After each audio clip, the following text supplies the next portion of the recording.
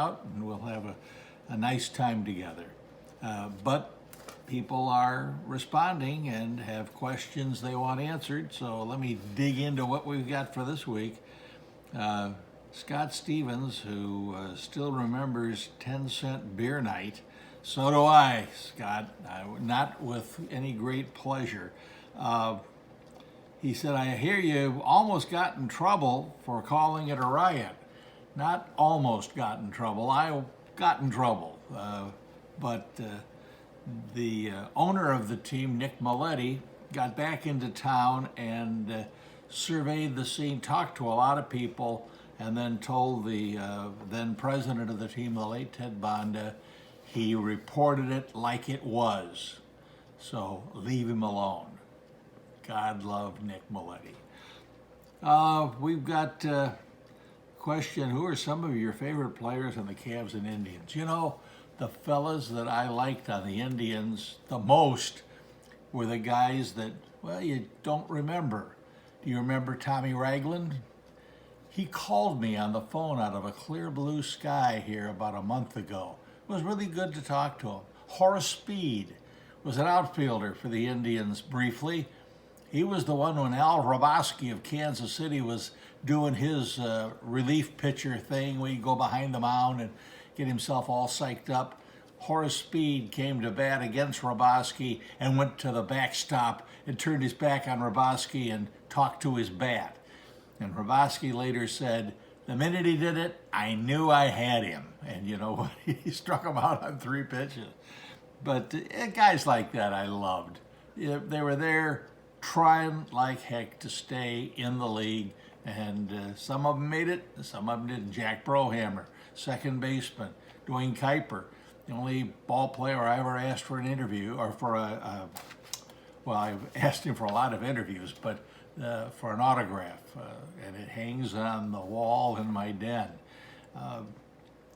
These were guys, especially with the Indians, that I can recall. With the Cavs, boy, there were so many of them. Bobby Washington, we nicknamed him the General. A little guy from eastern Kentucky who became a high school coaching legend when he went back down into the Carolinas. He was one of my all-time favorites. Took him to Disneyland, and we were riding on that boat that takes you through Pirates of the Caribbean. And when we hit the little waterfall drop, he jumped up in my lap. And I'm holding a point guard in my lap because it scared the tar out of him. Probably the only thing ever scared Bobby Washington in his life. I think it gives you an idea of the ball players that I remember most fondly were the ones that had to work hardest to get to the league and try to stay there. Although at the top of the page, 2 of the people of the Cavaliers are on my most liked list. Zydrunas Ilgauskas, the man went through so many operations just to be able to walk, let alone play, as he did well in the NBA. And Danny Ferry, who had a big target on his back when he came to town in the Ron Harper deal. And Ferry turned out to be a very serviceable player and also became a very good GM in the NBA before somebody stabbed him in the back. But that's a whole different story. World Be Free. Oh, World. I remembered World Be Free. Bill Maris asked about World B. He had kind of an unsavory reputation perhaps with some of the other teams he played for, but with the Cavaliers, number one, he saved the franchise because he was the only reason some people came to see the Cavs after his trip to Cleveland. He actually came to join the Cavaliers.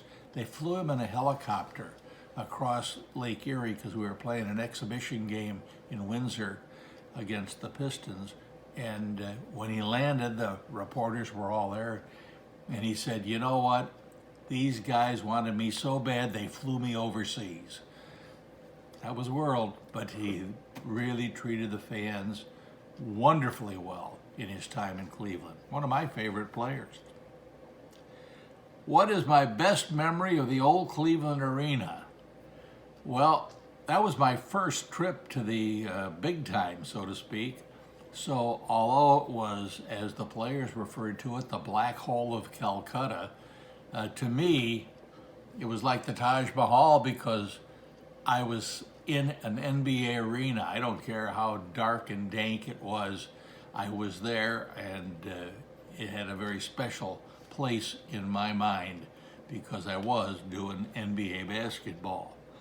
We got a question from a man in Germany. Steve wants to know, and boy, he obviously watches some TV. He says, what's your opinion of the current state of the NBA? Will it ever get back to the basics? Or is the league more about entertainment and razzle-dazzle? Steve, you answered your own question because that's exactly what the NBA is all about now. It's a constant all-star game. You ever watch an NBA all-star game, 159 to 156?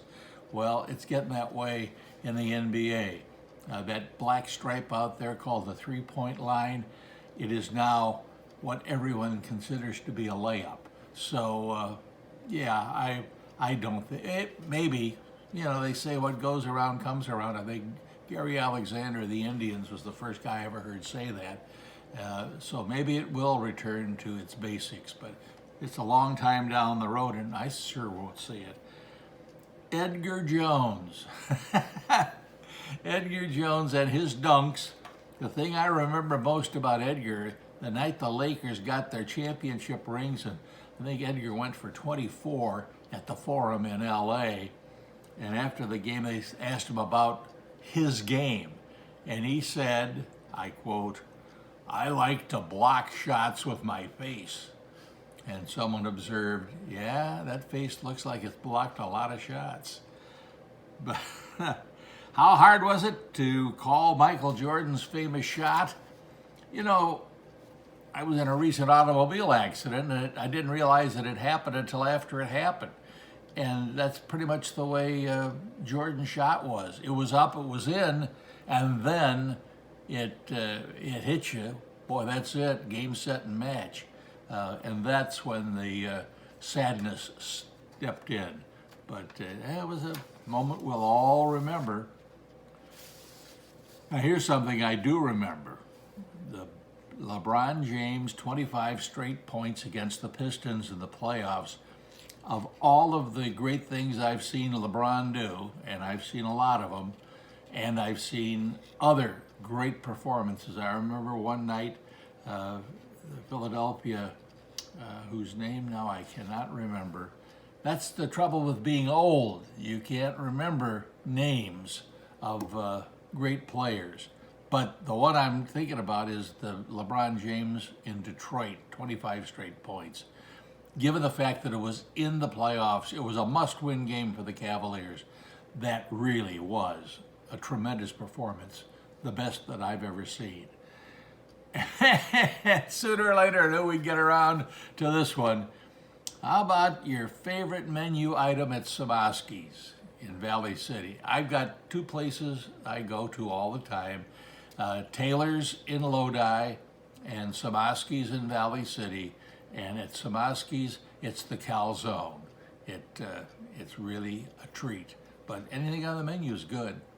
And maybe I get another free cookie when I send out that message.